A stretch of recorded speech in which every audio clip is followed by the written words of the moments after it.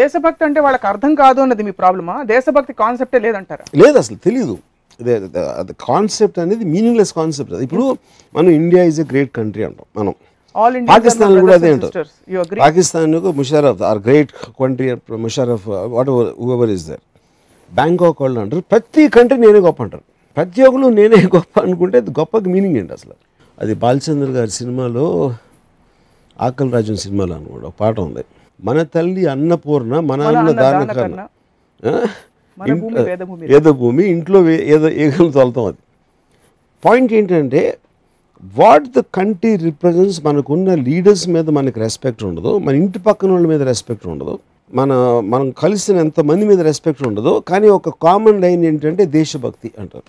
కానీ మన నేల మన భూమి ఏదో ఒక సెంటిమెంట్. అదే మన కాదు, మీ నేల, మీకు ఎన్ని ఎకరాలు ఉన్నాయి మీ ఊర్లో అన్నది ఊరు అవుతుంది, మీ నేల అవుతుంది. కానీ దేశం నేల మీది కాదు కదా. ప్రాణాలని అక్కడ పణంగా పెట్టి సరిహద్దుల్లో పోరాడుతున్న సైనికులకు కూడా దేశభక్తి లేదంటారా? వాళ్ళకి జీరో ఉంటుంది. దానికి కారణం ఏంటంటే అదొక ఆర్గనైజేషన్. ప్రతి ఒక్కళ్ళు జాబ్ చేసినట్టు ఆర్మీ కూడా జాబ్ చేస్తుంది. అక్కడ మీరు ఒక పర్టికులర్ పని ఇచ్చినప్పుడు కేవలం ఒక యూనిఫామ్ వేసుకున్నంత మాత్రాన వాడు మనసు మారిపోదు, ఏమీ మారిపోదు. నేను ఒక ఎగ్జాంపుల్ చెప్తాను మీకు. కార్గిల్ వార్ అయినప్పుడు ఒక పర్టికులర్ పాయింట్, ఒక హిల్, మన టైగర్ హిల్ దగ్గర ఒక పాయింట్లో ఒక పాకిస్తానీ టీం దాన్ని హోల్డ్ చేస్తూ ఉంటే ఇండియన్ మిలిటరీ ఒక బ్యాటిల్ జరిగింది. దాంట్లో నియర్లీ 38 పీపుల్ చచ్చిపోయారు, మన భారతీయ సోల్జర్స్. వీళ్ళు మొత్తానికి టేక్ ఓవర్ చేశారు ఒక వారం అయిపోయిన తర్వాత.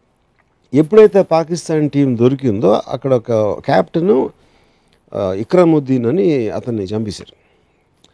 నాకు చాలా క్లోజ్ అయిన ఒక జర్నలిస్ట్ ఢిల్లీలో ఉన్నాడు అప్పుడు కార్గిల్ ఆ పర్టికులర్ పాయింట్లో. తను చెప్తున్నాను, ఈ క్యాప్టెన్ ఇక్రముద్దీన్ బాడీని కిందకి తీసుకొచ్చి వీళ్ళు ఆల్రెడీ ఎంతమంది వాళ్ళ ఫ్రెండ్స్ కలీగ్స్ చచ్చిపోయారు, ఎనిమీ సోల్జరు చచ్చిపోయిన బాడీని వాళ్ళు పొడిసి తన్ని ఆ కోపాన్ని తట్టుకోలేక చేసి తర్వాత అందరూ కూర్చుని జేబులు అన్నీ చెక్ చేస్తే జేబులో ఒక లవ్ లెటర్ దొరికింది.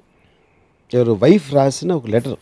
దాంట్లో she said something like what ever happens don't forget to smile, that is the second best you can do with your lips అని రాసిన.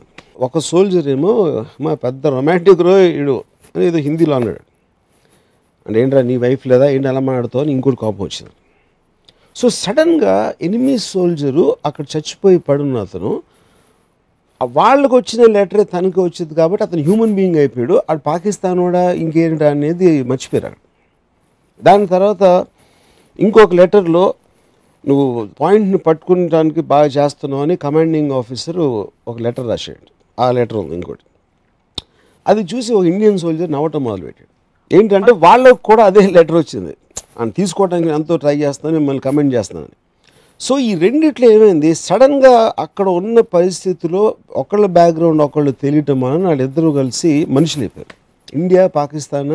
అప్పుడు ఇంకోటి ఏంటి, మీరు ఆర్మీని పంపిస్తున్నారు, ఎందుకు పంపిస్తున్నారు?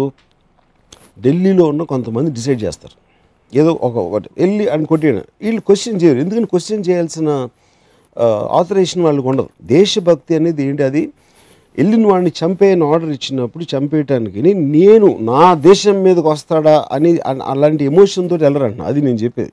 That is a job they are doing that and they will have lot of internal. నా ఉద్యోగం తీసుకోవచ్చు, వర్మగారుల సినిమాలు తీసుకోవచ్చు, అక్కడ వెళ్ళి పని లేకుండా వెళ్ళి ప్రాణాలని. అది మీరు you're taking a certain decision.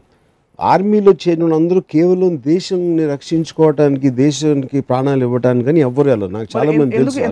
They are doing it one more job. పోలీసులోకి ఎందుకు వెళ్తారు, డాక్టర్స్ ఎందుకు అవుతారు, దేనికి ఎందుకు, అన్నిటికీ వాళ్ళ సెన్సిబిలిటీలో వాళ్ళ రీజన్స్ ఉంటాయి. ఐ కాంట్ జనరలైజ్ అందరూ ఎందుకు